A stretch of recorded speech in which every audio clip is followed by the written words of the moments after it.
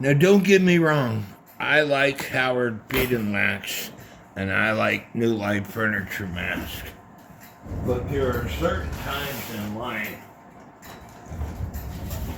when Old English Oil works a lot better than any other product. And I'll give you an example right here. You see the dust in the corner of the doors? Now there's Old Life Furniture Mask and New Life Howard Beat and Wax on this paintbrush.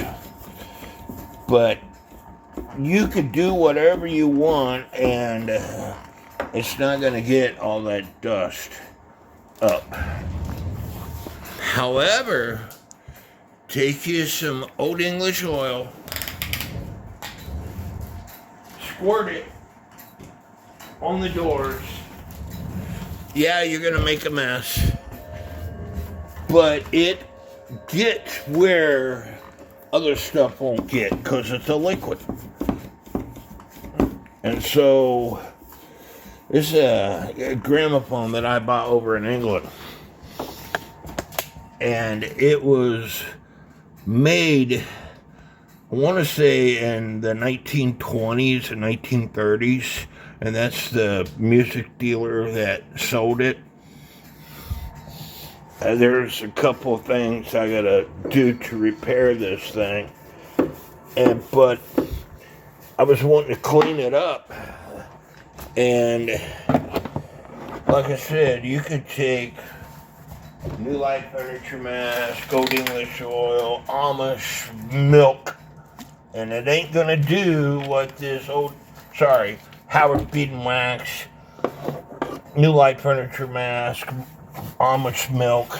It's not gonna do what this Old English Oil would do because it's a liquid. And you can squirt it in places that you can't reach. Typically, you could get out smaller paint brushes and stuff, but I don't want to. I want to get this done so I can go on to my next project.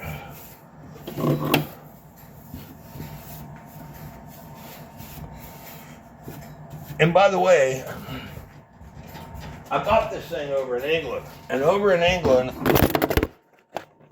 dang it. Over in England, I bought some Elvis 78 records. But they were like 20 pounds a piece or more. And back when I was over in England, my brush has gotten hair all over the place. Back when I was over in England, it cost $1.78 to purchase 1 pound. I got this gramophone, and I say this in other videos, and this is what started my clock adventure. I bought this gramophone and 2 clocks, and I paid, they wanted 120 pounds for this gramophone alone, all right? So $1.78 to the pound, 120 pounds, that's well over $200. But I got it and 2 clocks with no money in my wallet because I was working 7 days a week, 15 hours a day. Finally got a day off. We went to the Bantam Zoo. I was going to get in the zoo with my credit card. And at the Bantam Zoo, every Sunday, they have what's known as a car boot sale. And so somebody was selling this and a couple clocks. And I was able to purchase this and the 2 clocks for a grand total of 120 pounds. And I've got pictures of the 2 clocks. Here's the gramophone. My neighbor over in England at the time was a professional photographer. He took a picture of this for me. Here's my oldest daughter. I've got a couple of pictures of the clocks that I purchased. Here's one clock. And let me see if I can find the other clock. Here's the other clock. A Smith and a Bentama, I believe. But I bought them both for 120 pounds with zero money in my pocket. And that's what started my clock adventure. But Elvis records were made in '78, which is this type of record. It's a thick record. You can play a regular record on this thing one time because the head of this gramophone, there's a sharp needle, and all that needle is, it looks like a tapered pen. You could use thorns off of a tree. I did it. You wind it up.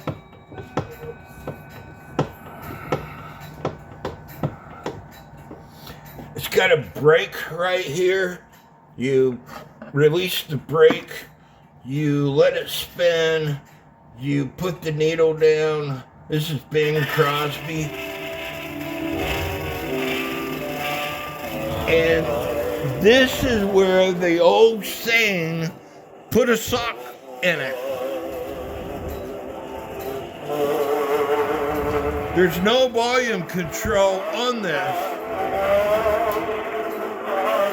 other than the door. So what people would do is stuff a rag down in the horn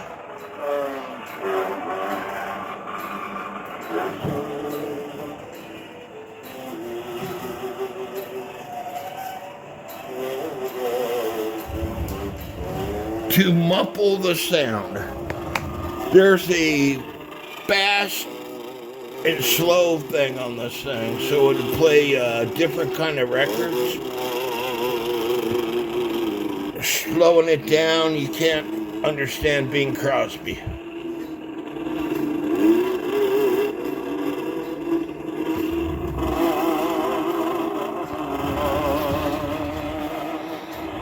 Like I said, it plays these little records also. Whether it's going to play this record or not, I don't know. I've got a booklet of Bing Crosby right here, Merry Christmas songs. Put that back where it belongs.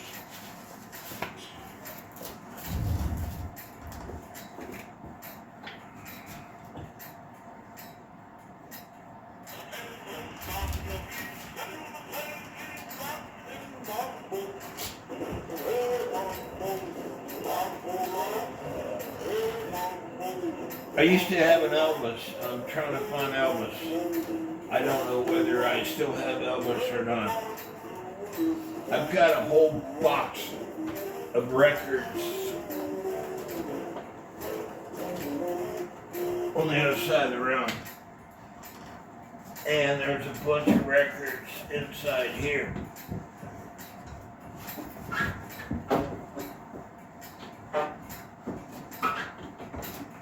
They've been in here for a very long time. I don't know if I'm going to be able to get them out. That's live.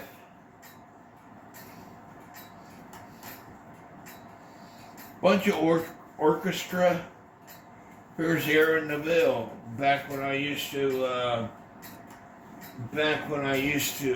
and I don't know if this is a '78 record or not. But back when I used to work for Anderson Merchandisers, there's this one person that loved Aaron Neville.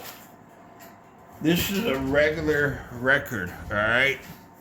And I don't want to ruin this record, but it'll play this record one time. But this is a best of Aaron Neville. I'm sure it's worth a little bit of money. Records are coming back. I used to have a whole crap load of records, and stupid me, I gave them away.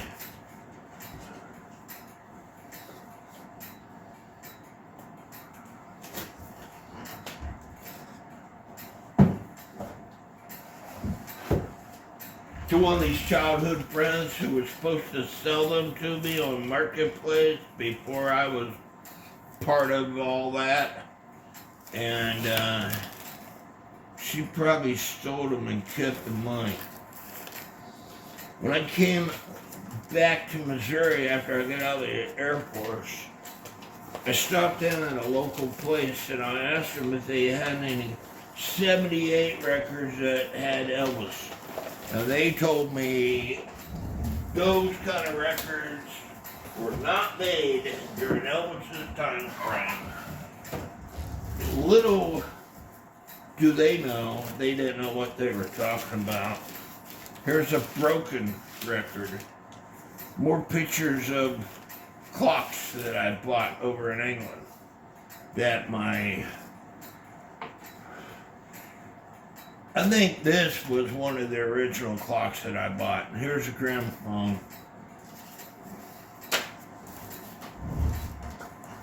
But this is a broken record here. And I don't know if you can play a broken record on this thing. I don't see why you couldn't if you have the pieces and can put them together correctly.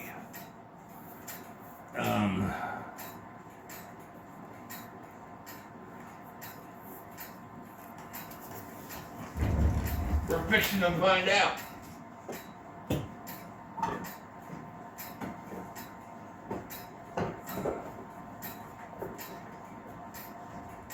It's probably going to play it, but when it gets to the broken part, it's probably going to skip.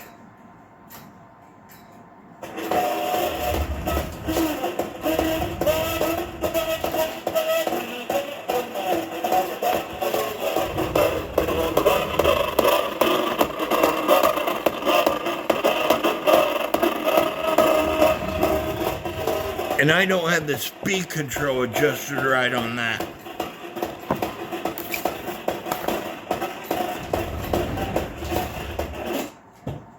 You ever hear the old saying, you sound like a broken record? Guess what? That's where that comes from. But you cannot take regular vinyl records and play them if you snapped them in half. You can with these.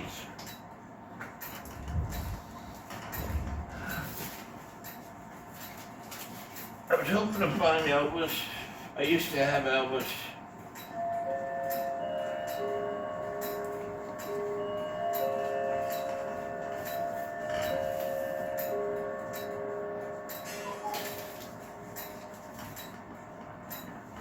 Maybe I do. Maybe I don't.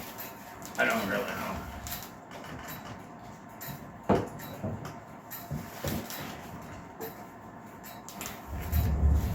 More records, gramophone records.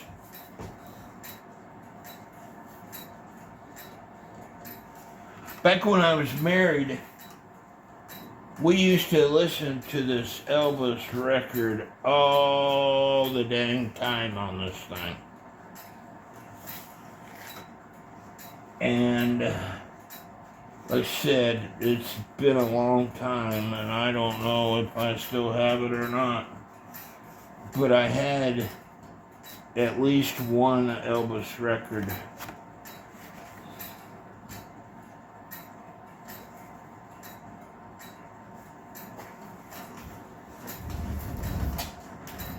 And it might be in the box of records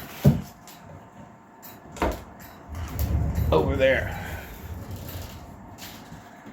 I said box of records, now it's a stack of records, and there's a few broken records in this thing.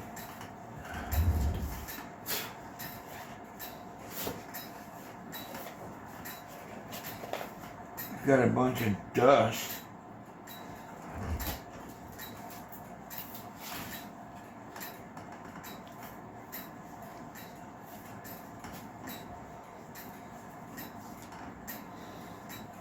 I just go to this auction. We lived in 4 different houses while I was over in England. Our last house was one base house, and I used to go to this auction all the time, and I put silent bids. And I bid on a box of records. And that's these records. And I paid probably $10 for this entire box of records. I didn't pay a lot.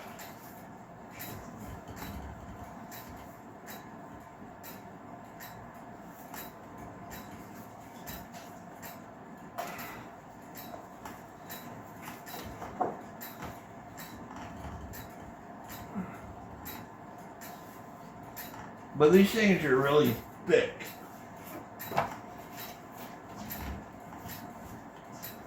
And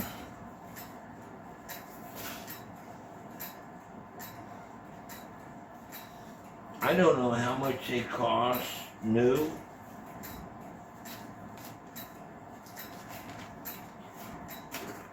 But if you like opera, I'm sure you'll find a record or two in the stack that you would enjoy.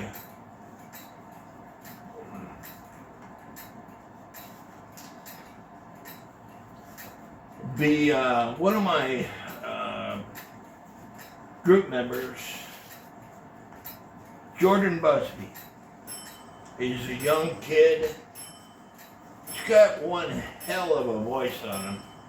He's got a couple of quick YouTube videos. His channel is Jordan Busby. He got a couple of videos where he's singing opera songs. And he does quite well. I'm a good songwriter, but as far as singer, that depends on who you're talking to.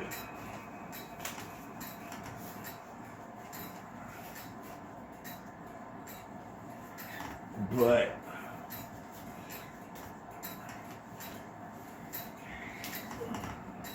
broken record. You gotta have the other piece to play it.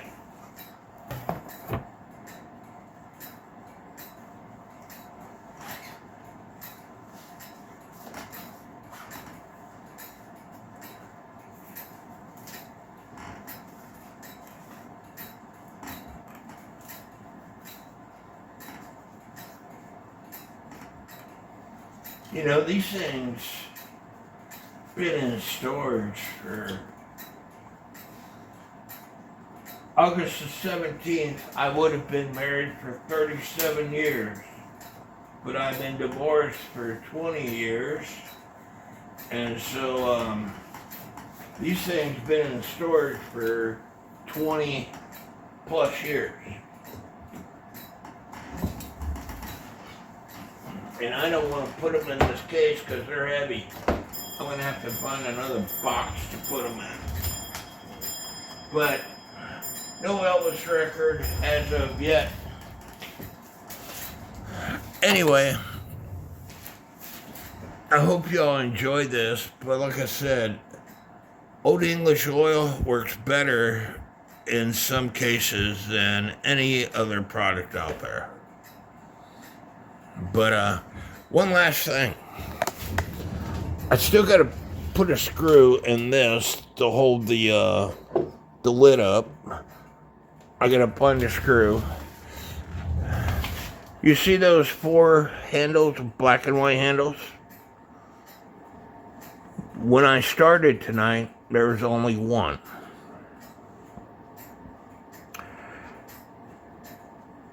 And there's one that's broken in half, and I don't know where the other half is. But using the standard 6-foot rule, like I tell people, can you tell me which handle is broken in half? No, you can't.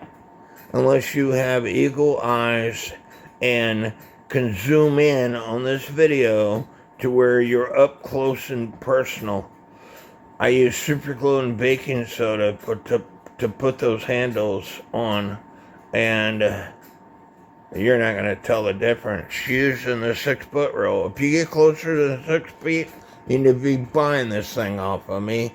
And yes, it is for sale. If you're interested, message me. No, I'm not going to ship it. You're going to have to come to my house. Hope you enjoyed this video. Give me a thumbs up. Leave me some comments. And by the way, when I first got this thing, it didn't work. I took it home. I took it apart. And inside there's like a great big clock spring. And that clock spring is held into place by like clamshells. And that clamshell is held into place with like, I'm estimating here, 50 screws. Every one of those screws were loose. So I tightened up all the screws, put it back together, gave it a crank, and it started working. I hope I don't ever have to replace the mainspring that's in there. Anyway, leave me some comments. May God bless each and every one of you. For some reason, my video cut off, and I hope you didn't cancel everything I was talking about. But the students were supposed to read a chapter out of their book in class, out loud, and then do their homework. And this was 7th and 8th graders, or 8th and 9th graders, I forget. One student came along, and he'd start reading.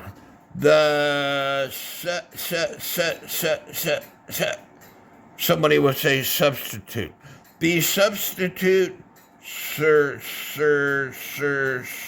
somebody would say certificate. The substitute certificate is issued to the above named, and somebody would say individual.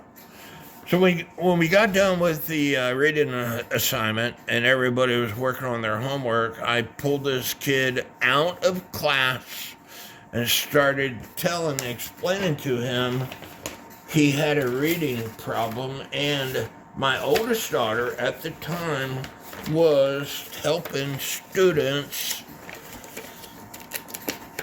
with issues. And he was a very good athlete, okay? I asked him, I'm like, how do you complete your homework? All the teachers allow me to copy off my fellow students. I'm like, how do you complete your tests? All the teachers allow me to copy off my fellow students, because he was really good in sports.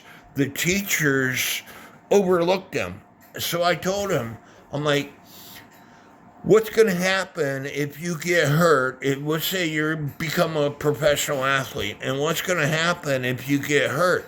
You need to have something to fall back on. You need to learn how to read. You need to learn how to do basic classes such as reading, writing, arithmetic. And I told him that he needed to go see my daughter about reading classes. That class broke my heart. I never wanted to be another substitute teacher again. My way of teaching people these days is through my YouTube videos. So I'll get off these sad subjects. Leave me some comments. May God bless each and every one of you.